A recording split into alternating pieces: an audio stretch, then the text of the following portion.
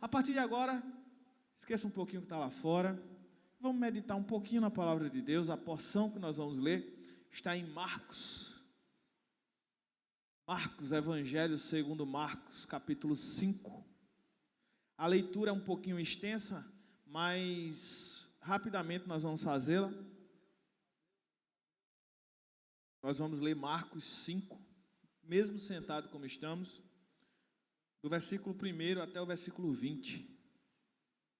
Marcos 5, do 1 ao 20. Quem achou, diz achei. Olha aí, coisa bonita. Quem não achou, diz espera aí. Olha, ninguém, tá vendo coisa boa? Isso é bom demais.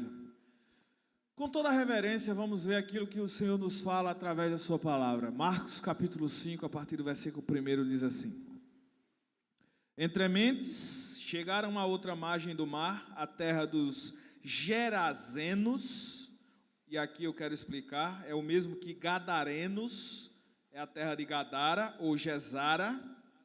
Versículo 2, ao desembarcar, logo veio dos sepulcros ao seu encontro um homem possesso de espírito imundo, um homem possesso de espírito imundo, versículo 3, o qual vivia nos sepulcros, e nem mesmo com as cadeias alguém podia prendê-lo, porque tendo sido muitas vezes preso com grilhões e cadeias, as cadeias foram quebradas por ele, e os grilhões despedaçados, e ninguém podia subjugá-lo.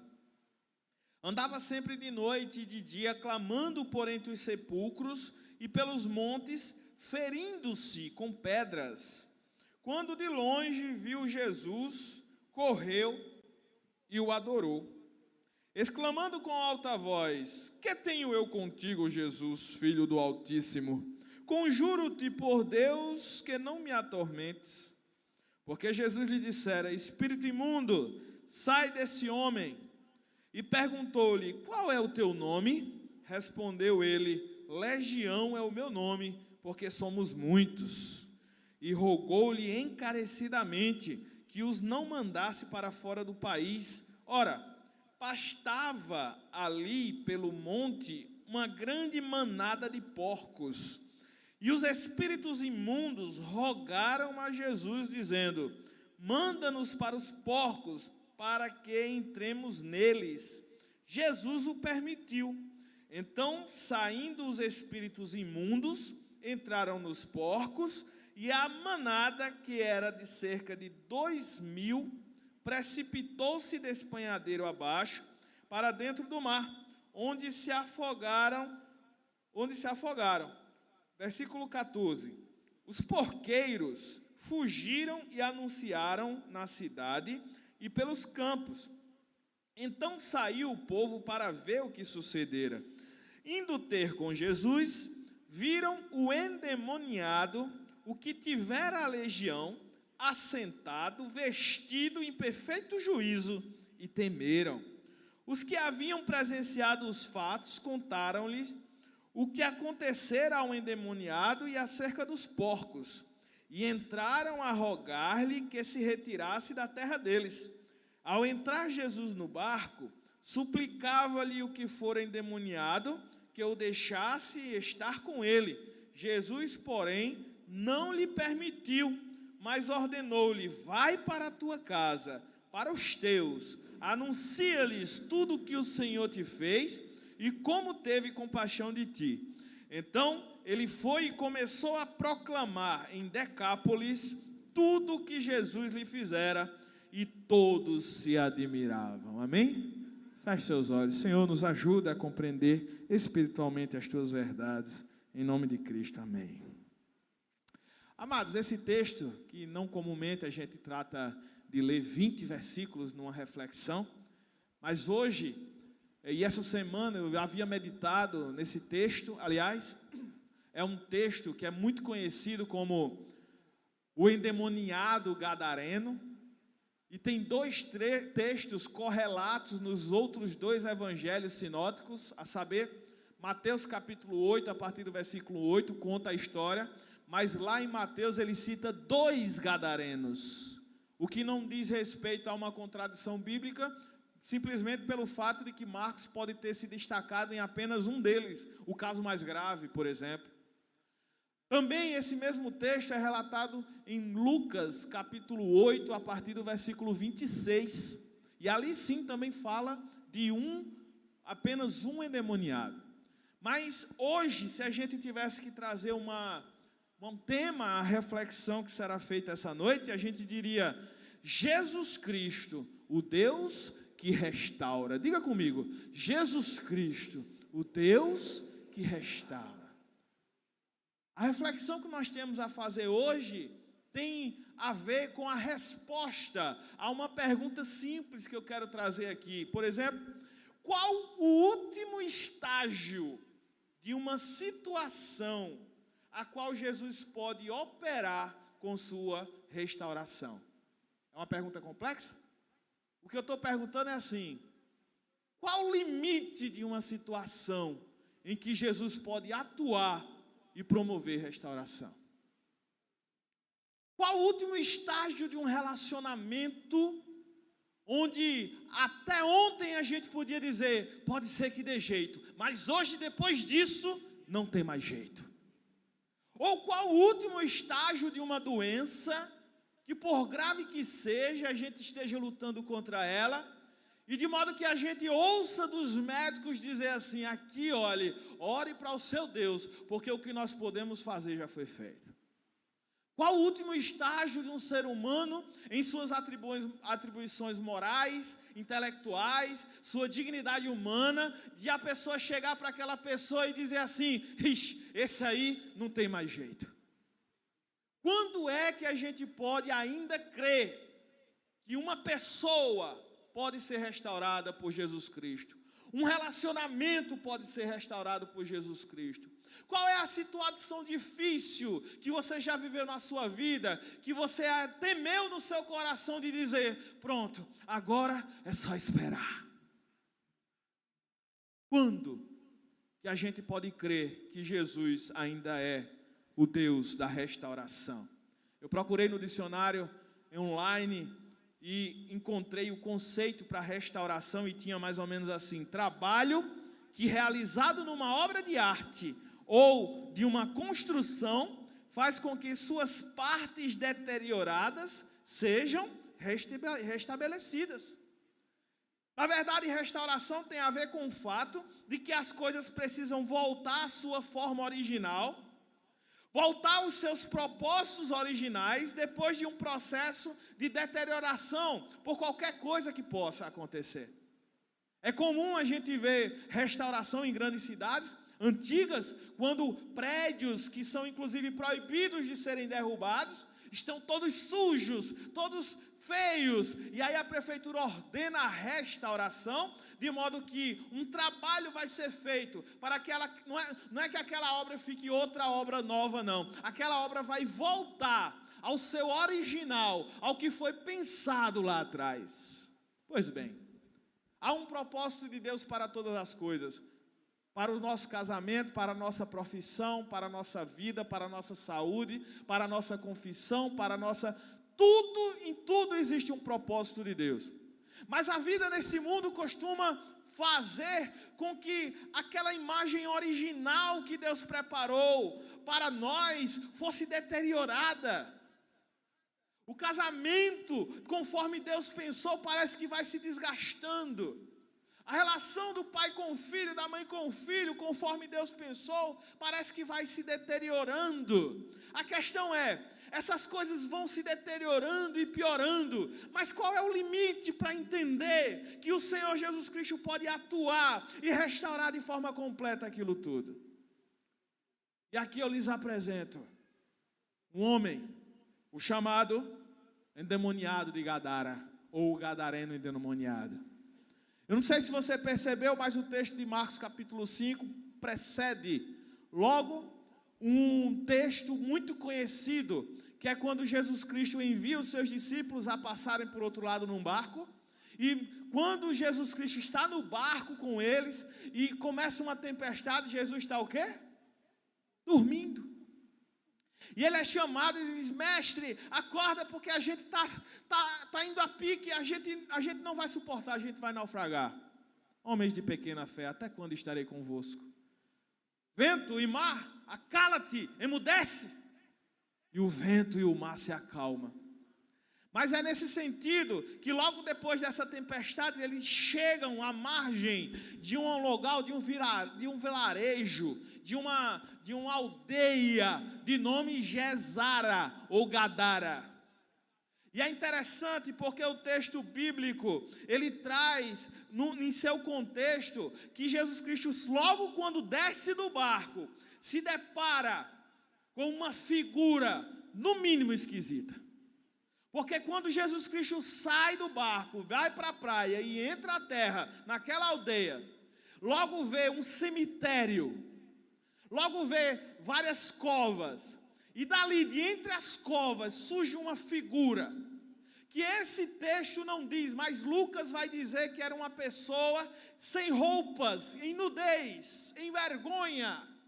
E também Mateus vai dizer que era alguém tão perigoso, tão furioso, que ninguém podia passar por ali. Ninguém podia passar por aquele homem, com medo de que aquele homem faça algum mal. Mas a grande verdade é que Jesus chega-se para aquele homem e expulsa aqueles demônios. E é interessante que em determinado momento Jesus Cristo olha para ele e diz: qual é o teu nome? De onde tu vem? Qual é a tua identidade? E aquele homem responde possesso a Jesus Cristo e diz: meu nome é Legião, porque somos muitos. Amados, uma legião romana era um conjunto de soldados romanos na quantidade de 6.000 soldados. Podemos então crer que aquele homem não se sabe quanto tempo estava naquela situação. Ele estava possuído demoniacamente por 6.000 espíritos imundos. Aquele homem estava espiritualmente derrotado. E eu quero que você chamar a sua atenção nesse momento para alguns aspectos desse homem que nos mostram a situação em que ele se encontrou, em que ele foi encontrado por Jesus Cristo. Em primeiro lugar, é um homem sem identidade, afinal de contas, ele estava possesso. Não sabia-se o nome dele, nem ele sabia o nome dele. Aliás, ele era apenas um fantoche nas mãos do diabo. Ele era alguém que não tinha vontade própria, ele não tinha identidade. Ele é alguém que era utilizado pelos demônios para fazer a obra do mal. Ele era alguém que assustava. Ninguém queria passar perto dele. Talvez as pessoas conhecessem como todo vilarejo, como um lugar pequeno, talvez as pessoas conhecessem quem eram seus pais, quem era sua esposa, quem eram seus filhos. Talvez as pessoas conhecessem a identidade daquela pessoa, mas ele mesmo, ele não tinha identidade. Esse homem também não tinha casa, porque o texto diz que ele vivia nos sepulcros. Ele não voltava para casa. Não se sabe há quanto tempo ele tinha um carinho da família. Ele vivia de cova em cova, e ele vivia no meio do cemitério. Esse homem também é um homem sem dignidade, porque eu já falei aqui que o outro evangelho de Lucas fala que ele andava nu, em vergonha. Além disso, aquele homem que era endemoniado, que ninguém chegava perto, que ninguém queria poder, nem podia ajudar ele era uma pessoa que não era digno, porque ela não tinha dignidade, ele não tinha cidadania. Eu quero que você imagine a situação do que Satanás é capaz de fazer numa pessoa. E algumas vezes, como gadareno, ele usa da possessão. Mas em muitas vezes não precisa Satanás possuir ninguém para fazer tudo isso na vida de uma pessoa. Tirar a sua identidade, tirar a sua dignidade, destruir o seu lar. Conheço pessoas que destroem o seu próprio lar com as suas próprias mãos e não são endemoniadas coisa nenhuma. Conheço pessoas que destroem os relacionamentos com seus filhos e não são endemoniados coisa nenhuma. O exemplo da possessão aqui nos fala muito mais além do que o Satanás, o inimigo de nossas almas, é capaz de fazer na vida de uma pessoa. Esse homem não tinha mais família, irmãos. Ele vivia na rua. Aliás, o texto bíblico diz que ele também não tinha saúde, porque ele se feria com pedras. E se ele vivia dentro dos sepulcros, é provável que ele escavava e tirava ossos de defuntos para se cortar. Ele praticava a chamada automutilação. Você sabe o que é automutilação, meu querido? Alguém com uma capacidade cognitiva em seu lugar, com saúde mental, nunca vai se automutilar. Na verdade, a automutilação é a tentativa de provocar uma dor física que possa subtrair ou diminuir uma dor que é da alma, que é da mente. Quando você se automutila, você está num estágio mental tão deplorável que você deseja sentir uma dor física tão intensa, capaz de substituir a dor da alma que você pode estar sentindo. Aquele homem não tinha saúde, aquele homem não tinha família, aquele homem não tinha autocontrole, porque o versículo 3 e o versículo 4 diz que ninguém conseguia nem prender ele. Por algum motivo, pessoas que passavam por ali conseguiram manietar, colocar algemas, colocar grilhões, amarrá-lo. Mas a força de um possesso é capaz de arrancar uma corrente como se fosse uma linha de costura. Eu fico imaginando algumas igrejas aí que ficam tentando expulsar demônio com um assopro. Sai! Está amarrado. Possessão demoníaca não é coisa simples, meu querido. Vice já tem relatos e histórias de crianças de 10, 11, 12 anos lançando geladeira pela janela de casa, com a força de um espírito imundo habitando em si. E as pessoas brincam com essas coisas. Aqui, os gadarenos tentaram manietar esse homem, mas ele estourava os grilhões como se não fosse nada. Esse homem ele estava sem controle. Era um homem isolado socialmente. Desculpe a palavra, era um desgraçado nessa terra. Nem as políticas públicas eram capazes de ajudar ele. Nem o rei dizendo, vai lá, dá uma comida a esse homem, era capaz de ajudar ele. Alguém que qualquer pessoa que olhasse chegaria e diria, esse não tem mais jeito.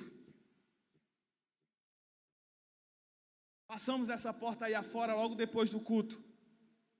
Caminhamos então por essa praça aí no meio. Vocês vão ver uma série de pessoas. E que muitos olham para eles e dizem, esses não têm mais jeito. Porque lhes falta dignidade, lhes falta saúde, lhes falta roupa, lhes falta comida, lhes falta consciência. Não é que estão endemoniados, não. Mas o inimigo é capaz de fazer essas coisas, mesmo sem uma possessão. Esse endemoniado de Gadara estava numa situação deprimente. Mas sabe, queridos, deixa eu dizer uma coisa para você. Muitas vezes, Deus move céus e terra por conta do seu propósito, e Ele pode estar te usando e você nem sabe. Porque no texto anterior da tempestade, a Bíblia diz que a tempestade era tão grande que quase o barco naufraga. Mas o Senhor acalmou tudo, e logo depois o barco chegou à margem. A questão é, muito provavelmente, o destino final daquela viagem não era Gadara. Muito provavelmente, Jesus Cristo e os discípulos chegaram à margem de Gadara, justamente por causa daquela tempestade. Deixa eu dizer uma coisa para você. Quando vier uma tempestade na sua vida, antes de murmurar, pergunte ao Senhor o seu propósito. porque Deus pode estar te usando para se aproximar do propósito do que Ele está fazendo na vida das pessoas. Aquela tempestade conduziu Jesus a um lugar que provavelmente Ele não iria. Ele é Deus, Ele sabe todas as coisas, mas Ele usou a tempestade para chegar ali. E aí, irmãos, deixa eu dizer uma coisa para você. Aí começa a obra de Jesus Cristo. Porque se aquele homem estava numa situação deplorável, aquele que já ressuscitou Lázaro chegou perto dele. Se aquele homem estava numa situação de indignidade, aquele que curou leprosos e devolveu à sociedade tinha acabado de chegar.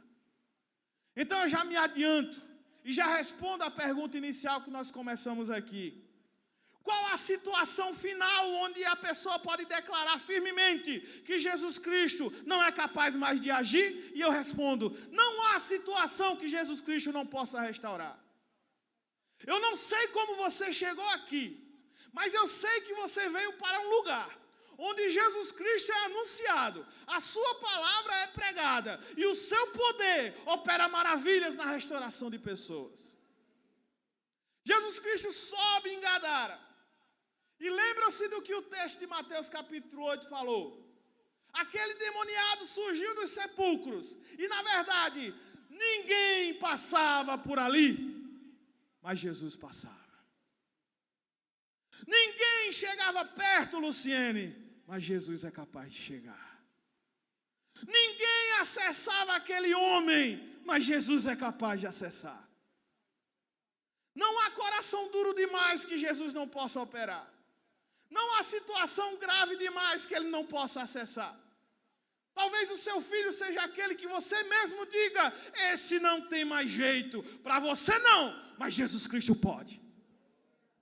Talvez a situação de doença é tão grave que a gente passa então a pensar besteira e que não tem mais jeito. Para você não, mas Jesus pode. Ninguém poderia acessar aquele endemoniado, mas Jesus pode. Quando ninguém pode fazer nada, Jesus pode. Jesus, ele chega à margem da aldeia e se depara com alguém furioso. Ele acaba de sair de um mar furioso da tempestade. E acaba de se encontrar então com um homem furioso. O mar, que é a natureza, ele conseguiu acalmar. Um homem furioso vai ser fichinha para ele. Aquilo que é impossível aos homens é possível para Jesus Cristo. O que você considera inacessível, o coração do seu filho, o coração da sua esposa ou do seu esposo, a cura de uma doença crônica, a depressão que as sessões de terapia não resolvem, o vício que nos faz impotentes diante da situação, aquilo que nós não acessamos, Jesus acessa. Aquilo que não podemos fazer, Jesus pode. De modo que não há situação que Ele não possa operar. O versículo 6 e o versículo 7. Quando Jesus se aproxima, o endemoniado corre. E aqui eu quero chamar a atenção. Porque muitos que se dizem cristãos costumam não adorar Jesus. Mas até o demônio sabe quem Ele é.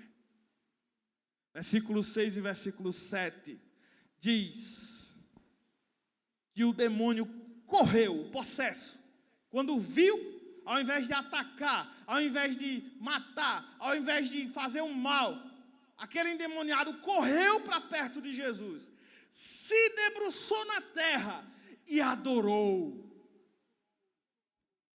Só que logo depois de sua adoração, ele refuga Jesus. Ele adora e logo depois diz, que tenho eu contigo? Por favor, não me atormentes. Alguém que num instante adora Jesus Cristo e logo depois, eu não quero, Senhor. E o versículo 8 vai dizer o motivo. Porque Jesus tinha acabado de impedir, de ordenar que o espírito fosse expulso daquele homem. E os demônios olham para ele e dizem, que tenho eu contigo? Por que viesse me atormentar? Logo depois de o adorar. Amados, Muita gente faz isso. E não precisa ser endemoniado, não. Muita gente adora a Jesus, logo depois rejeita. A inconstância de alguém que ama estar na igreja, mas quando sai da porta fora, rejeita os seus ensinamentos. A inconstância de alguém que acredita em Jesus, mas não se deixa ser transformado por ele. Acha bonito ser crente, mas não quer que Jesus restaure a sua vida. Adora no momento que é conveniente para ele, mas quando Cristo se propõe a mudar o que está errado, ele rejeita. Porque bonito é adorar, mas receber a autoridade divina para mudar a sua vida, ainda que isso doa, você não quer. A inconstância de alguém que adora, mas que não se submete à vontade do Senhor como Deus de nossas vidas. Muito pelo contrário, Paulo, quando escreve 1 Coríntios, capítulo 15, versículo 58, ele nos convoca a sermos perseverantes e não inconstantes. Ele não quer adoradores que adorem aqui na igreja e rejeitem lá fora, na rua. Ele não quer adoradores que acham bonito ser crente, mas não aceitam ser tocados pelo Espírito para mudar suas atitudes. 1 Coríntios 15, 58. Portanto, meus amados irmãos, sejam firmes, constantes, abundantes na obra do Senhor. A inconstância é típica de alguém que rejeita Jesus Cristo, mesmo sabendo quem Ele é, mesmo adorando, não quer nada com Ele, porque não quer um Senhor como o nosso Deus, exercendo autoridade sobre aquilo que está errado nas nossas vidas. Jesus pergunta o nome, nesse momento. Quem é você? Eu? Sou legião, porque sou muitos. O inimigo geralmente ataca em várias áreas da nossa vida. Geralmente a gente fica sufocado. Pastor, quantas vezes eu ouço? Pastor, minha família está em pedaços, meu emprego eu estou prestes a perder. Meu relacionamento com meu filho está uma porcaria. Está tudo acontecendo no mesmo tempo. Sabe por quê? Porque o inimigo gosta de trabalhar em várias áreas ao mesmo tempo. Para sufocar você. Esse gadareno estava sufocado. Ele não tinha nem mesmo vontade própria. A partir daqui do versículo 13 acontece algo interessante. Porque a partir do versículo 13, Jesus Cristo, ele tem atitudes que eu quero destacar aqui. Em primeiro lugar, a partir do versículo 13, Jesus Cristo atende ao pedido dos demônios. Qual foi o pedido dos demônios? Jesus, não me lança para fora do país. Me coloca naqueles porcos. A manada de porcos, cerca de 2.000 é o que diz o texto bíblico. 2.000 unidades de porcos. Aqui o povo de Gadara não era judeu, eles se alimentavam, vendiam e compravam porcos. Aqueles porcos, na verdade, era dinheiro vivo. Aqueles porcos, na verdade, eram mercadoria que seriam trocadas, que seriam comercializadas. Mas Jesus Cristo aqui, em primeiro lugar, ele atende o pedido dos demônios. Não me lance para longe, deixa-nos entrar nesses porcos. E a gente pode entender pelo menos 2 motivos pelo qual ele falou isso. Ele atendeu esse pedido. Primeiro, Jesus Cristo queria materializar o seu milagre.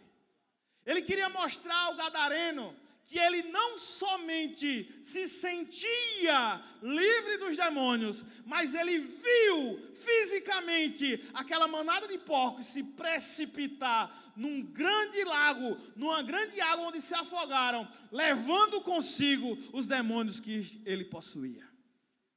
Jesus Cristo não só curou o físico do gadareno, mas curou a sua mente.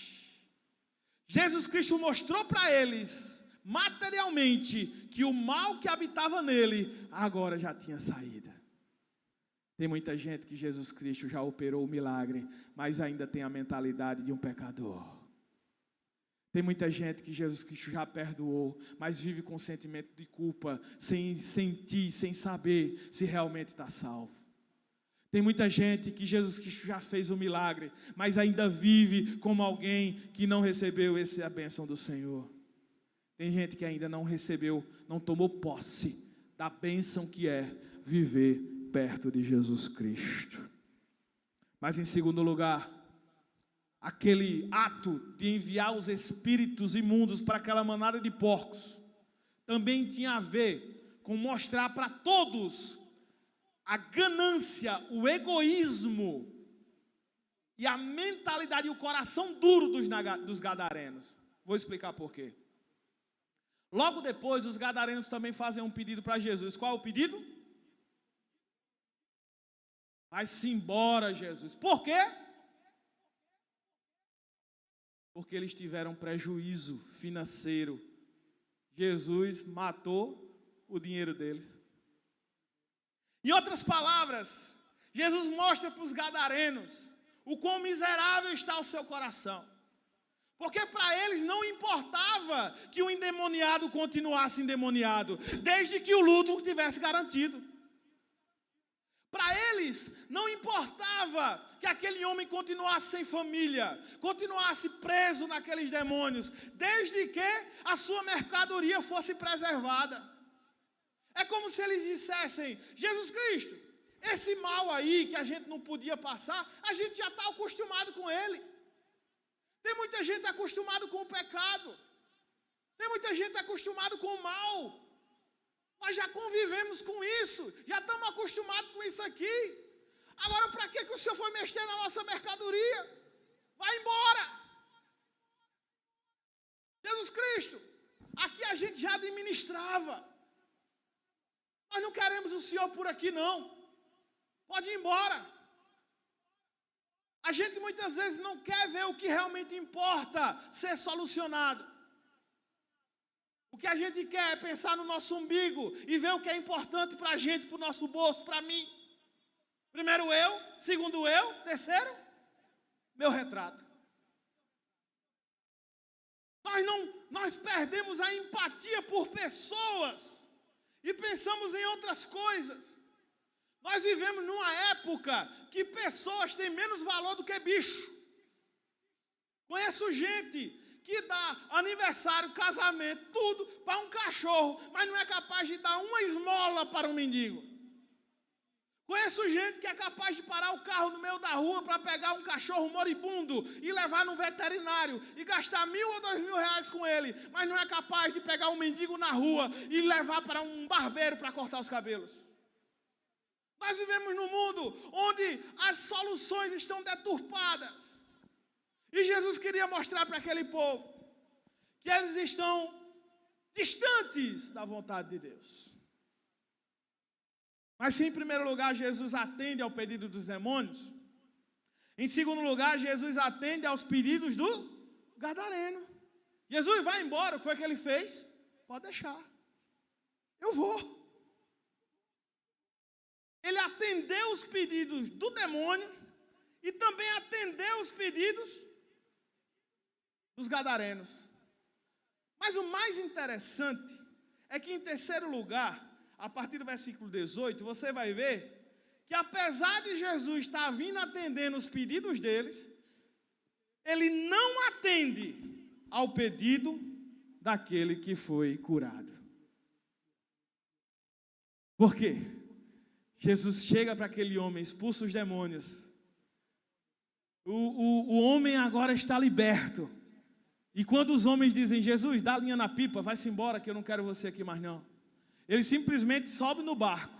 E quando sobe no barco, aquele gadareno olha para aquele homem que acabou de livrar a sua vida, acabou de lhe dar dignidade, de lhe dar liberdade, e diz: Jesus, eu quero ir contigo. Eu não tenho outro lugar para ir. O Senhor é a minha vida. A partir de agora eu lhe devo a minha vida. Eu quero viver contigo. Aliás, se Jesus Cristo chegasse no meio de nós hoje, operando maravilhas, quem que não queria ir com Ele? Talvez, quem que seria corajoso para deixar pai, mãe, família, prego, tudo, para seguir a Jesus? Somente aquele que não tinha dignidade e que foi alcançado. Somente aquele que entende o tamanho da bênção de Deus na sua vida é capaz de largar tudo e seguir a Jesus. E aquele homem diz: Jesus, eu quero ir contigo. Só que aí Jesus, que já tinha atendido os espíritos imundos, já tinha atendido os gadarenos, olha para aquele homem e diz: não, eu não lhe permito. Eita, irmãos, como é difícil ouvir o não do Senhor. Muitas vezes, conscientemente, nós olhamos para um lado para o outro, pedimos, e Jesus, quando diz não, a gente fica sem entender. Como é difícil receber o não de Jesus. Aliás, hoje, para a nossa geração, é difícil ouvir não de qualquer pessoa. Se um pai diz não para um filho, é sinal que o mundo vai se acabar, porque vai frustrar o menino, porque não sei o quê. Ninguém está mais confortável em ouvir não. Tem uns filmes aí que dizem assim: agora é o dia do sim, é tudo sim. O que o menino quiser, o pai diz sim. Porque senão vai frustrar o menino. O menino vai ficar tendo que fazer terapia, o bichinho. Uma geração fraca que não consegue ouvir não dos pais. Imagine de Jesus Cristo. Quando nós oramos, Jesus Cristo tem pelo menos 3 respostas para nos dar: sim, não, espere. Às vezes, quando ele se cala, ele está dizendo: espera. Mas tem vezes que ele diz claramente: sim, Luciene, eu vou te dar. E outras vezes diz: não, Estelinha, isso aqui não. E na sua mente parece que é uma coisa tão boa que você não entende porque Jesus Cristo não está te dando. Mas quando Jesus Cristo disser não para você, entenda. Assim como uma criança não sabe o melhor para si, e os pais sabem criar muito melhor, Deus é quem sabe o que é melhor para as nossas vidas. Ele é quem sabe o que é melhor para as nossas vidas. Sabe por quê, irmãos? Preste atenção. Olha o que diz o versículo 19. Jesus, porém, não lhe permitiu, mas ordenou-lhe: vai para onde? Para a tua casa, para os teus. Anuncia-lhes tudo o que o Senhor te fez e como teve compaixão de ti.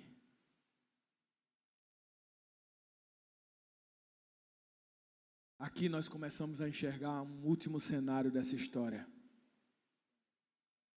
Porque o não de Jesus para o desejo daquele homem era a provisão de Cristo para a salvação da casa daquele homem. O não de Jesus Cristo para aquele endemoniado era a provisão do Senhor para a bênção da mulher, dos filhos, dos pais, da família daquele homem. Porque ele disse: eu não lhe permito vir comigo, mas vai para a tua casa, vai para os teus.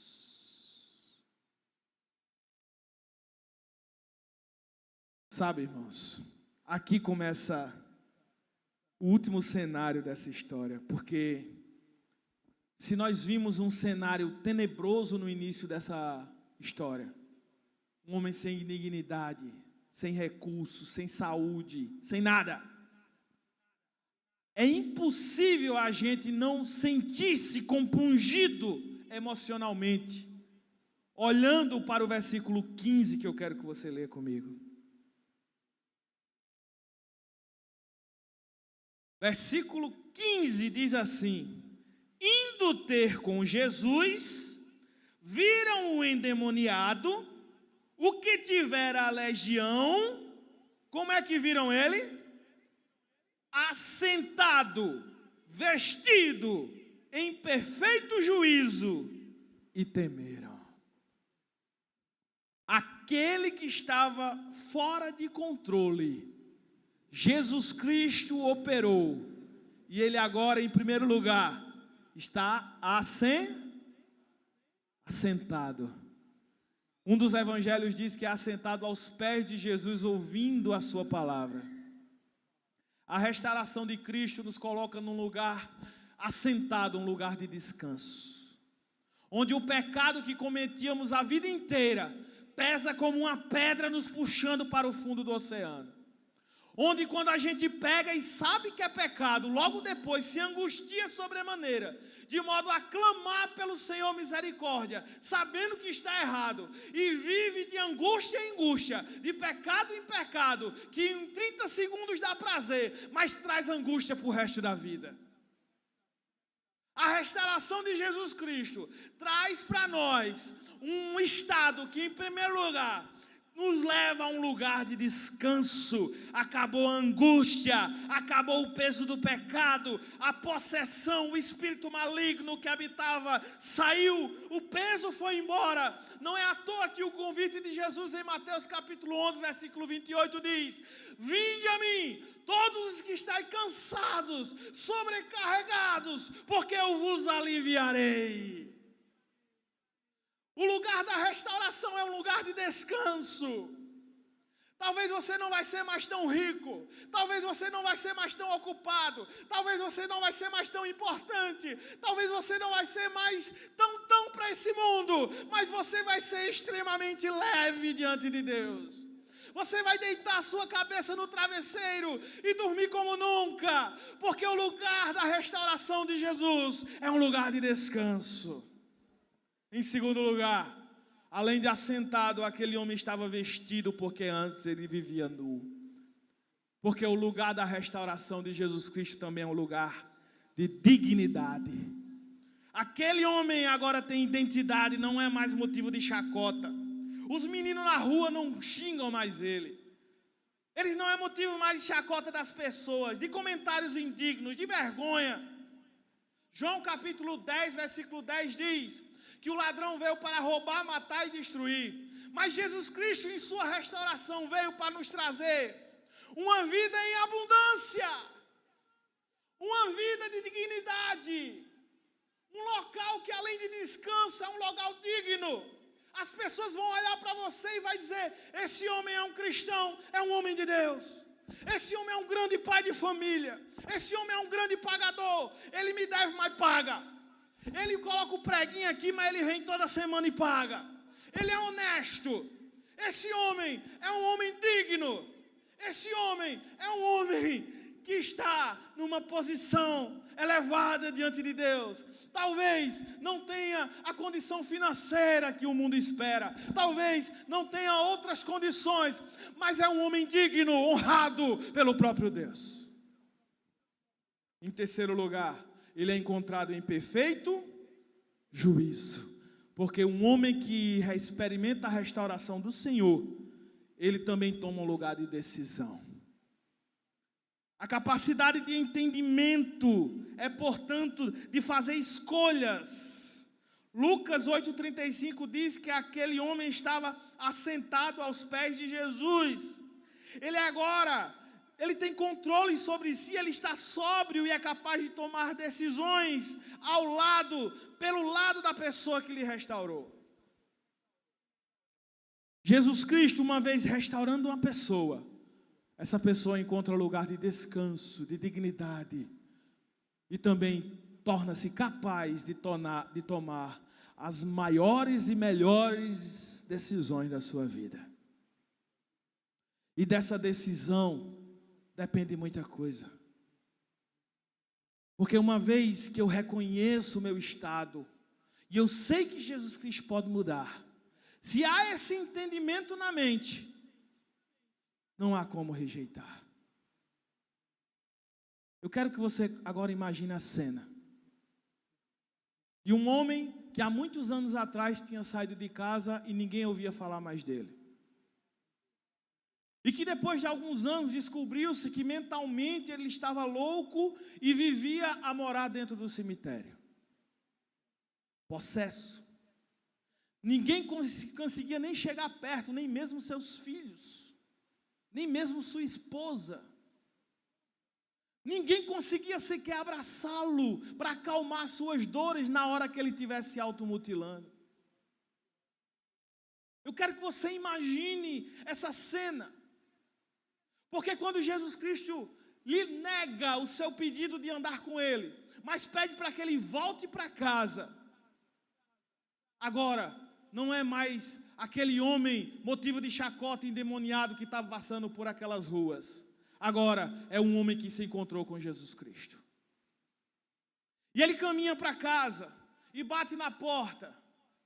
E talvez sua esposa lá dentro, seus filhos, assustados, diziam: talvez seja mais um que venha chacotear com a gente. Talvez seja mais um que venha dizer que papai está louco lá no cemitério. Talvez seja mais um que venha aqui para fazer pouco da gente. Deixa bater. E aquele homem insistia em bater. Insistia em bater. E sua esposa e seus filhos, aterrorizados por tanta coisa, decidem então dar uma olhada pela janela. E veem aquele homem de tantos anos atrás voltar para casa, tomado banho, vestido, podendo conversar, reconhecendo seus filhos. Depois de 10 ou 15 anos, pode então abraçar seus filhos mais uma vez. Pode então abraçar sua esposa e dizer: minha filha, a nossa história mudou. Eu encontrei um homem que mudou a minha vida. Ele agora, aquela casa não era mais a casa do homem imundo que assustava as pessoas.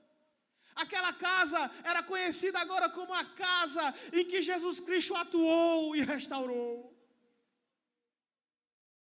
Aquela família agora é a família restaurada do Senhor. Imagine essa cena. E você só vai compreender o tamanho da bênção do Senhor na sua vida se você também compreender a sua necessidade de se encontrar com Ele. Restauração, Deus tem para nós. Nós precisamos nos entregar a esse Deus. Tem uma música que meu pai sempre cantava, irmão Zeca gostava muito, e diz que nunca houve noite que pudesse impedir o nascer do sol. E não há problemas que possam existir que o nosso Deus não possa atuar. Nós vamos cantar essa música, mas entenda, quando a gente vai cantando, eu quero fazer 2 convites. Quem já é crente, quem já tem um compromisso firmado com Cristo, mas que sabe que tem uma área da sua vida que precisa ser restaurada, quer saúde, quer relacionamento familiar, não sei, você sabe. Você vai vir aqui à frente, nós vamos orar por você. Enquanto a gente estiver cantando, você vai vir aqui na frente. E também um segundo convite vai ser feito.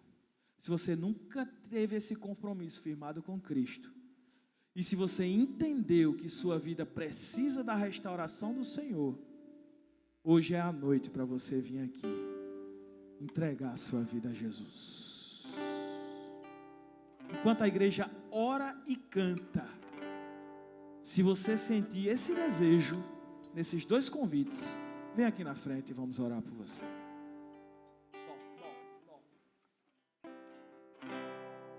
Nunca houve noite que pudesse impedir o nascer do sol, a esperança, e não há problemas que possam impedir. Não há problema não. As mãos de Jesus. Não existe problema que Jesus Cristo não pode resolver. Houve noite que pudesse impedir o nascer do sol e a esperança, e não há problemas. Fica de pé para cantar para o Senhor. Amém, glória a Deus. Já alguém está vindo à frente. Haverá um milagre dentro de mim. Vem descendo o rio para me dar a vida. esse rio que emana lá da cruz ao lado de Glória Jesus. A Deus pela sua vida. Haverá um milagre dentro de mim, vem descendo o rio pra me dar a vida, esse rio que emana lá da cruz ao lado de Jesus. Oi, canta comigo assim, ó. Aquilo que parecia impossível, aquilo que parecia não ter saída, aquilo que parecia ser minha morte, mas Jesus mudou minha sorte. Sou um milagre, estou aqui. Diga mais uma vez assim, ó. Nunca houve noite que pudesse pedir, não tem problema que Jesus Cristo não possa resolver. Não tem.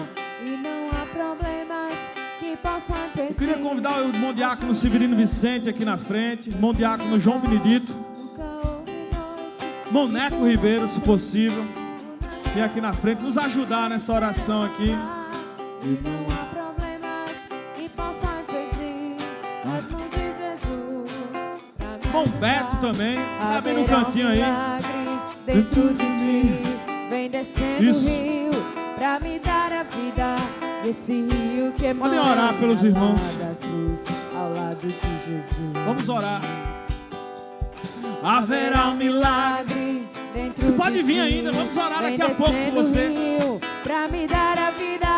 Esse rio que emana lá da cruz ao lado de Jesus. Levanta a tua voz e canta com força, meu querido. Aquilo que parecia impossível, aquilo que parecia não ter saída, aquilo que ser minha. Jesus mudou minha sorte. Sou um milagre, estou aqui. Usa-me, Sou teu milagre. Abençoa essas pessoas que estão aqui à frente, Senhor. Também aquelas pessoas que estão ainda na igreja que não tiveram coragem de vir aqui à frente. Mas o Senhor conhece os seus corações. Tu sabes o que está acontecendo aqui, Senhor. Diga mais uma vez, usa-me. Usa-me, sou teu milagre. Usa-me, eu quero te servir. Usa-me, eu sou a tua imagem. Usa-me. Quero convidar os diáconos para me ajudar aqui, se espalhando. Queridos, se você ainda não veio e quer vir, aqui temos vários irmãos. Deus conhece a vida de cada um. Irmã Maria que veio nos visitar, e que glória que o Senhor trouxe aqui à frente. Se é decisão ou confirmação, o Senhor sabe. Irmão João está vindo também. Glória a Deus. O Senhor sabe o que está acontecendo aqui.